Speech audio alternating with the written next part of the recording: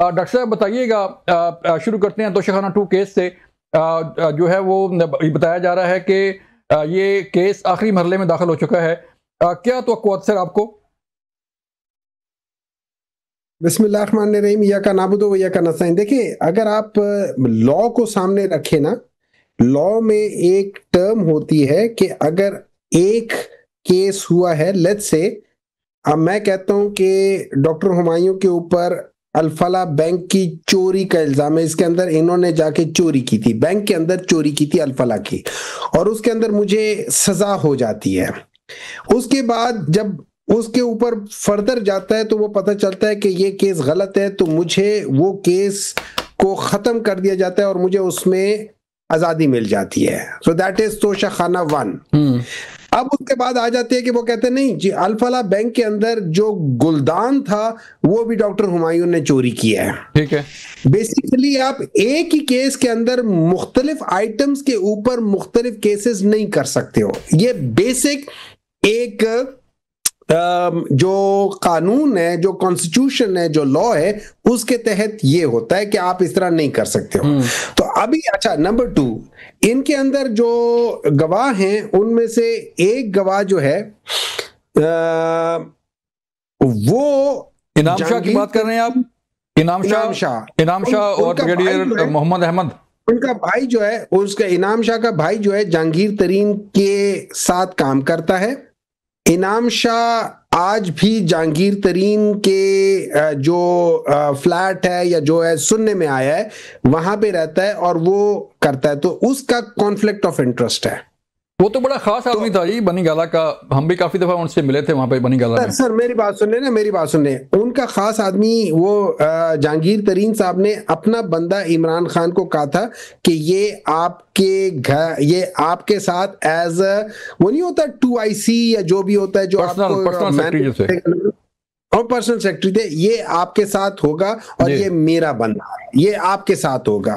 तो अब ऑब्वियसली इमरान खान साहब यही समझते हैं कि यार वो सारे ठीक होंगे। हालांकि मैंने इमरान खान को भी और उनको कहा था कि आप जिस वक्त जहांगीर तरीन को वो अलग हुआ था, मैंने कहा था सबसे पहले इस बंदे को हटा दो। तो उन्होंने कहा था कि जी ये जो अच्छा आदमी है फलाना फलाना फलाना। मैंने कहा जी यही बंदा आपके आस्तीन का सांप निकलेगा। खैर उस बात को छोड़ दें, हम आ जाते हैं अभी केस के ऊपर। केस में ये है कि जो गवाहन है, इसमें सिंपल सी बात ये है, 2 चीजें हैं। एक है कि उसकी वैल्यू क्या है, वैल्यू कम लगी है, ज्यादा लगी है, ये एक प्रोसीजर है। घड़ी लेना, कुछ चीज तोहफा लेना, कम लगा है ज्यादा लगा है, वो अपनी जगह पर है। वो कोई अगर क्राइम है तो वो उन लोगों ने किया है जिन लोगों ने उसकी असेसमेंट किया या जिन लोगों ने सर फायदा किसको हुआ है डॉक्टर साहब? एक मिनट है सर। अच्छा। फायदा को छोड़ दे इसको। अच्छा। फायदा जिसको मर्जी हुआ है, ठीक है।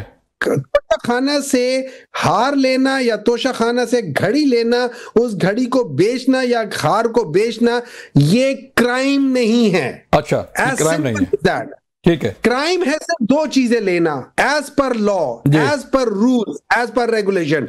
गाड़ी नहीं ले सकते हो और एंटीक नहीं ले सकते हो, चाहे जो मर्जी हो। ये गाड़ी लेना, 3 बंदों ने क्राइम किया तोशाखाना में। एक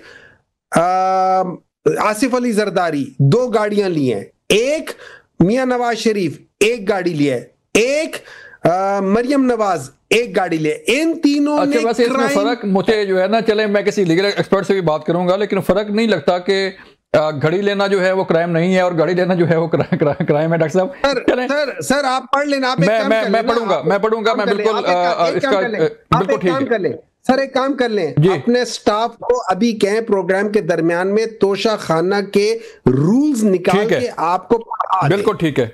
इस पे बैठी है हमारी शुमाइला राना भी बैठी हैं मुस्लिम नोट से, गवर्नमेंट से, इनसे पूछ लेते हैं। शुमाइला, बात हो रही है तोशाखाना 2 केस की और डॉक्टर साहब जो है वो ये फरमा रहे हैं कि जो है वो उसकी वैल्यू डिटरमिन करना को जो है वो कोई इतना बड़ी चीज़ नहीं है, जो है वो किसको फ़ायदा हुआ किसको नहीं हुआ। तो बात तो ये है कि एट द एंड, जैसे कहते हैं ना कि एंड कंज्यूमर जो है उस तक बात पहुंचती है कि फ़ायदा किसको हुआ। तो केस तो ये है सारा। बिस्मिल्लाहिर्रहमानिर्रहीम, बहुत शुक्रिया जी।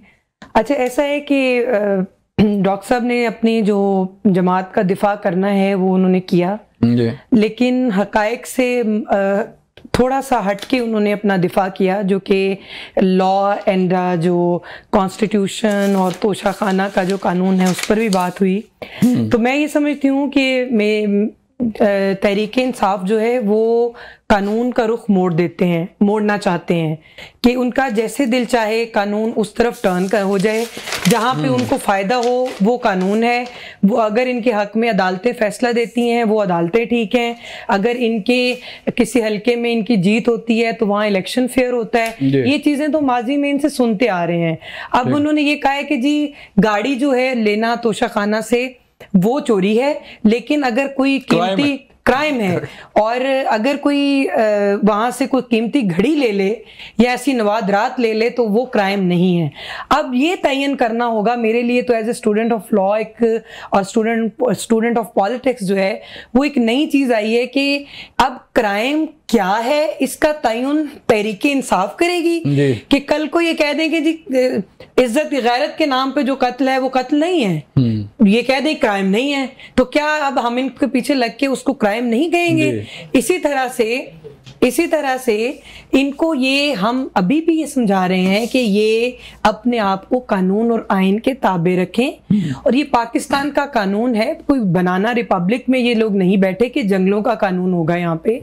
इन्होंने हर चीज को जो है वो तस्लीम ना करने का जो है ठेका उठा रखा है। तो अब आखिर ये क्यों नहीं कहते कि जी हुई है गलती, नहीं पता था, हो गई, अब माफ करें, अब इससे आगे निकलें, कानून का सामना करें और जो उसकी सजा है उसको वो सर तस्लीम खम करें उसके आगे कानून के सामने। लेकिन उसके अंदर लेम एक्सक्यूजेस, जी ये क्राइम नहीं है, ये क्राइम है, गाड़ी फलाने ली, 2 बंदे कत्ल कर ले तो मैं क्या कहूँ, तीसरा मुझे भी करने दें। ठीक है, ये तो कोई उसकी जस्टिफिकेशन नहीं हुई। ठीक है डॉक्टर साहब, चलें इससे थोड़ा सा आगे बढ़ते हैं। और दूसरी बात, एक अहम बात ये है, डॉक्टर साहब भी माशाल्लाह ऑनरेबल हमारे मेंबर हैं, एक बात एक और करनी थी कि ये तो अपने आप को रियासत मदीना कहते थे, ये लोग तो अपने आप को बहुत फ्री एंड फेयर जो है वो अपना वो पेश करते थे लोगों के सामने, तो फिर इनको तोशाखाना से घड़ी लेने की और फिर उसकी असेसमेंट कराई, फिर उसको खरीदा और दुबई गई, फिर वो उमर साहब हैं, शेख उमर हैं,